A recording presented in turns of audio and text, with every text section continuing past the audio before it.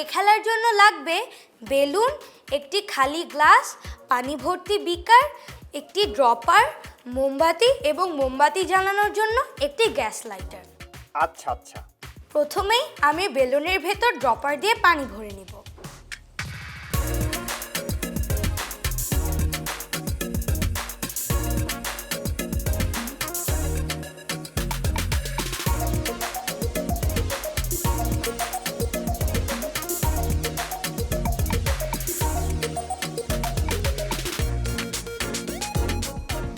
এবার বেলুনটিকে ফুলিয়ে নিব। হ্যাঁ হ্যাঁ।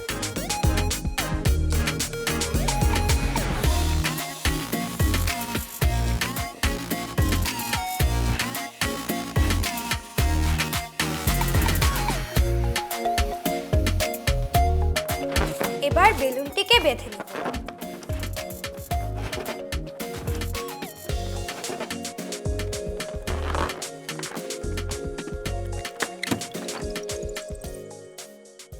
আমি মোমবাতিটিকে গ্লাসের ভেতর রেখে দিব এবং লাইটারটি দিয়ে জ্বালিয়ে দিব।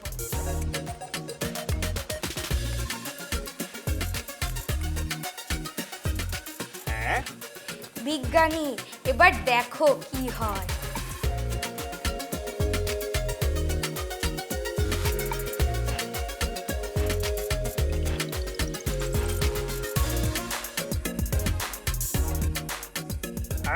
বাহ, দারুণ!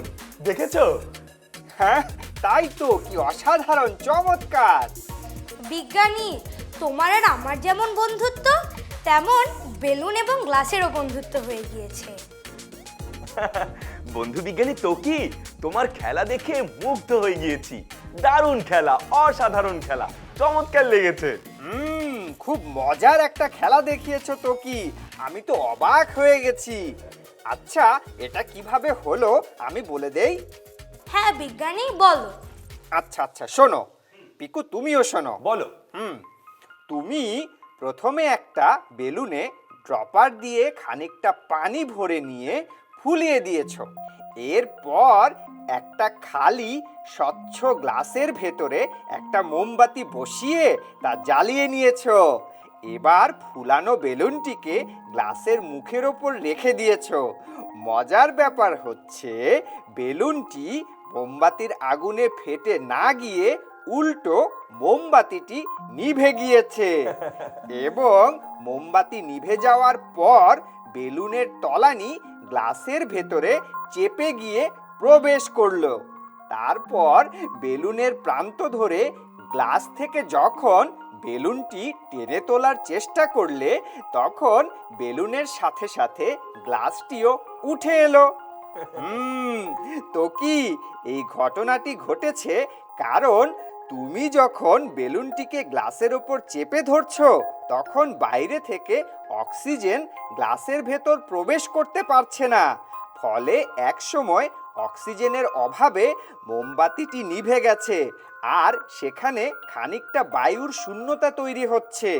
বায়ুর এই শূন্যতার কারণে বেলুনের বাইরের দিকের বাতাস বেলুনটিকে ঠেলে ভেতরের দিকে প্রবেশ করিয়ে দিয়েছে, যার কারণে গ্লাসের সাথে বেলুন আটকে গেছে। ফলে যখন বেলুনটিকে ধরে টানছো, তখন গ্লাসটিও সাথে উঠে আসছে। তো কি আমি কি ঠিক বললাম? হ্যাঁ বিজ্ঞানী, একদম সঠিক। খুব মজা হয়েছে। এই মজার খেলাটি দেখানোর জন্য তোমাকে অনেক ধন্যবাদ। তোমাদেরকেও অনেক ধন্যবাদ বিজ্ঞানী। বন্ধু বিজ্ঞানী তোকি, তোমার সঙ্গে আবারও দেখা হবে, তখন এমন মজার খেলা আরো দেখবো। তুমি ভালো থেকো বন্ধু বিজ্ঞানী, বিদায়। ভালো থেকো। তোমরাও ভালো থেকো বিজ্ঞানী, বিদায়।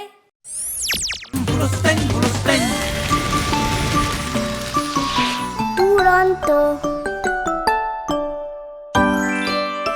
ফেসবুকে ফলো করো এবং ইউটিউবে সাবস্ক্রাইব করো দুরন্ত টিভি।